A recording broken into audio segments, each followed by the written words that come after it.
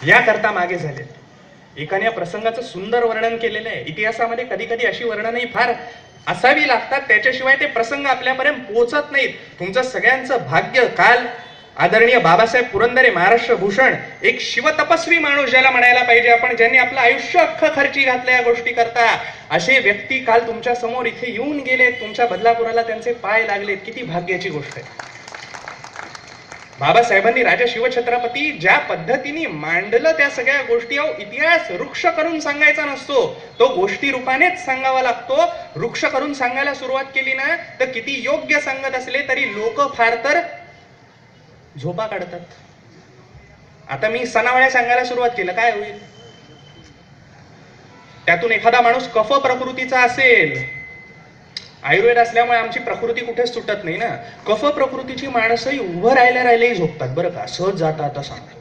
आता आपल्यापैकी कित्येकांना कदाचित प्रश्न पडला असेल, कधीतरी तुमच्या समोर प्रकृतीचा विषय मांडायला येईल, तो एक वेगळा विषय असो. तर त्यामुळे हा अशा पद्धतीने ज्या वेळेला सगळा प्रसंग घडतोय, त्यांनी वर्णन केलंय की त्यावेळेला जेव्हा ऐकलं महाराजांनी की आमचे डरो मत, एवढे शब्द फक्त कानावर पडले. महाराज खानाला सांगतायत, अहो तुम्हास काय भ्यावे, भ्यावे तो त्या रघुनाथास भ्यावे. खान पण दाढीवरून हात फिरवत म्हणतोय, हा वो भी ठीक आहे. याला कुठचं कळतंय डोंबल्याचं, रघुनाथ म्हणजे रामाबद्दल बोलतायत. त्यामुळे महाराज असं म्हटलेत, पुढे सरकलेले त्या शामियान्यातून आत जायला सुरुवात केली. खानाच्या जवळ जाऊन पोहोचलेत. खान आसनावरून उतरून खाली आलेला आहे. जवळ जाऊन पोहोचले. खानाची मिठी त्याने बंद केली. डाव्या बगलेचा कुठेतरी पकड महाराजांच्या डोक्यावर घट्ट व्हायला लागली. उजव्या बगलेतून खानाने कटारीचा वार केला. महाराजांच्या डोक्यावर खंडकणा वाजला. कुठून तरी काहीतरी दगा फटका होतोय ही गोष्ट लक्षात आली महाराजांच्या. त्यांनी आपल्याकडे असलेली वाघनखं बाहेर काढली. खानाच्या पोटामध्ये घास घुसडवून त्याचा तिथे कोथळा बाहेर काढला आणि साक्षात नरसिंह अवतार काय असतो ते दाखवून दिलं प्रतापगडावर. आजपर्यंत हेच ऐकत आलात ना, टाळ्यांवरूनच कळलं, पण असं काहीही घडलेलं नाही. मग काय घडलं ते आता मी तुम्हाला सांगतो. घडलं असं, पहिल्यांदा रिवाइंड करूया. सीडी, आजकाल सीडीच्या भाषेत कळतं ना, पूर्वी आपण कॅसेट्स म्हणायचो. व्हिडिओ रेकॉर्डर, आता ते व्हिडिओ प्लेयर्स नाहीत. आता झालं असं की ज्या वेळेला जाऊन पोहोचलेत महाराज, हळूहळू आतमध्ये जायला सुरुवात केली आहे. खानापर्यंत जाऊन पोहोचलेत. खानाने मिठी मारण्याकरता हात बंद केले. त्याने हात बंद केल्यावर त्याच्या डाव्या बगलेची पकड आपल्या डोक्यावर मजबूत होतीये हे महाराजांच्या लक्षात आल्याबरोबर महाराजांनी अस्तनीतला बिचवा बाहेर काढलाय. तो बिचवा खानाच्या पोटात सारला आणि त्याच्या मुठीला असलेल्या वाघनखांनी त्याचं पोट फाडून कोथळा बाहेर काढला. खानाने पहिला वार केलेला नाही. पहिला वार जो केलाय तो शिवरायांनी केलाय. त्याला कारण, पहिला वार तुम्ही करा, मग आम्ही प्रतिकार करतो असं सांगण्याकरता छत्रपती शिवाजी महाराज म्हणजे काय, भारताचं केंद्र शासन होतं का? कारगिल मध्ये तुम्ही कमरेत लाथा घाला, आम्ही प्रतिकार करणार. पठाणकोट पर्यंत आमची परंपरा तीच चालू आहे गेली एवढ्या वर्षांमध्ये. महाराजांच्या बाबतीमध्ये तसं नव्हतं. एक तर मुळात ठरवलेलं आहे की काय करायचं. तर दुसरं, आता मी जे सांगतोय त्याला नेमके पुरावे काय आहेत ते देखील सांगतो बरं का. तुम्हाला असं वाटायला नको की माझ्या मनाला येईल ते फक्त सांगतोय. सगळ्यात पहिली गोष्ट, पहिला वार महाराजांनी केलेला याच्याकरता खान काय ओरडला त्यानंतर, दगा दगा. जो माणूस स्वतः वार करेल तो स्वतःच ओरडेल, वार केला आणि दगा दगा नाही ना, समोरून वार अनपेक्षित झाल्यावरती तो माणूस ओरडणारे दगा दगा म्हणून. तेच खानाने केलेलं आहे. दुसरी गोष्ट, खानाने वार करण्याचा का संधी दिली नसेल आणि तो डोक्यावर वगैरे वार का झालेला नाहीये, कारण शिवरायांनी चिलखत घातलं होतं. मी सांगितलं ना, मिठी मारतोय ना इथे तो. त्या खानाला काय डायबेटिक न्यूरोपॅथी वगैरे झाली होती की काय, मी हाताला काय लागतंय ते समजतच नाहीये. स्पर्शज्ञान गायब झालं त्याचं. महाकुष्ठरोगी वगैरे होता असं काही, तसं काही उल्लेख नाहीये. म्हणजे त्याला कळलं असणार नक्कीच की याने चिलखत घातलंय. ज्या माणसाने चिलखत घातलंय त्या माणसाने डोकं सुरक्षित ठेवलं असेल. एवढं डोकं खानाचं होतं ना. मग त्या परिस्थितीमध्ये तो कट्यारीचा वार कशा करता, ऑर्केस्ट्राचा आवाज काढण्याकरता करेल. महाराजांवर वार करायचाच असता तर त्याने इथे केला असता ना. एक डॉक्टर म्हणून तुम्हाला सांगतो, हा जो भाग असतोय मर्मस्थान आहे माणसाचं.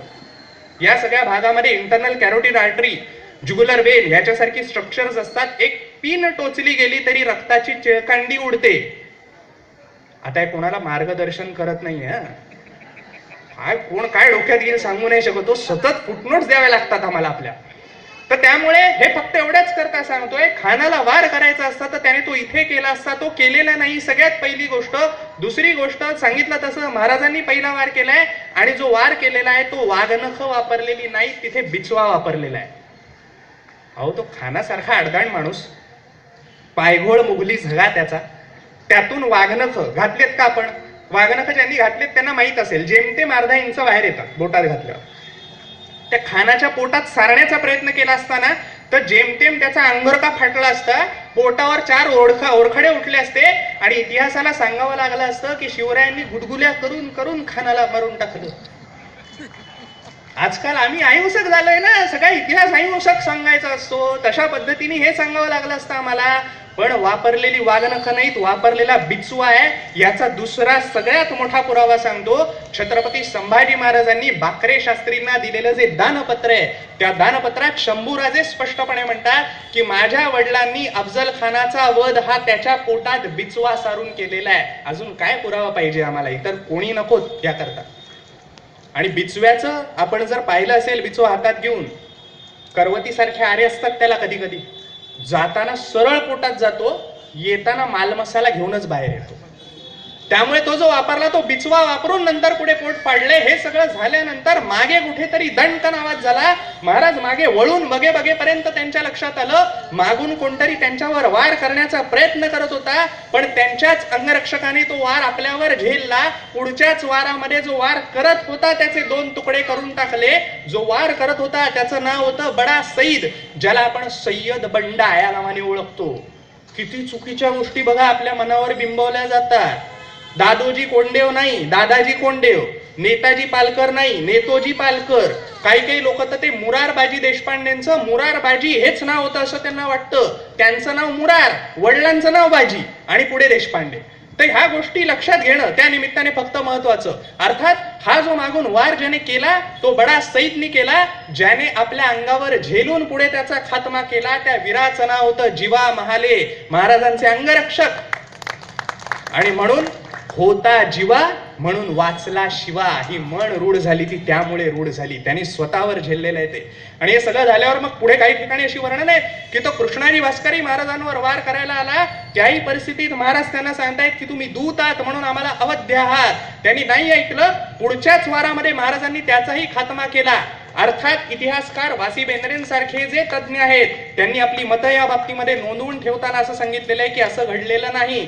याचा पुढे काय संदर्भ आहे तो देखील मी तुम्हाला देईन. आणि हे सगळं काम पुढे आणण्याकरता मला विशेष आनंदाने सांगावं असं वाटतं की तुमच्या बदलापूरचेच कौसुक कस्तुरेंसारखेलेले अभ्यासू लोक, कौसुक जे आज आलेत का मला माहित नाहीये, पण त्यांच्यासारखे अभ्यासू लोक हे सगळे विषय आज पुढे आणतायत. ही गोष्ट अतिशय महत्वाची आहे आणि माझ्या मते तुम्हा बदलापूरकरांकरता ती अतिशय अभिमानाची बाब असावी. हे झालं. त्याच्यानंतर तो खान गेला कुठे या सगळ्या गदारोळीमध्ये, कारण वरून तोफ जी निशाण्याची झालेली आहे त्यानंतर हर हर महादेवच्या घोषणा होत सगळे मावळे तुटून पडलेत खानाच्या सैन्यावर. मात्र खान गेला कुठे असे सगळेजण शोधतायत. तो भेलखंडत जाऊन बसला आपल्या पालखीमध्ये. त्यांनी ती पालखी भोयांनी उचलली आणि चालायला सुरुवात केली.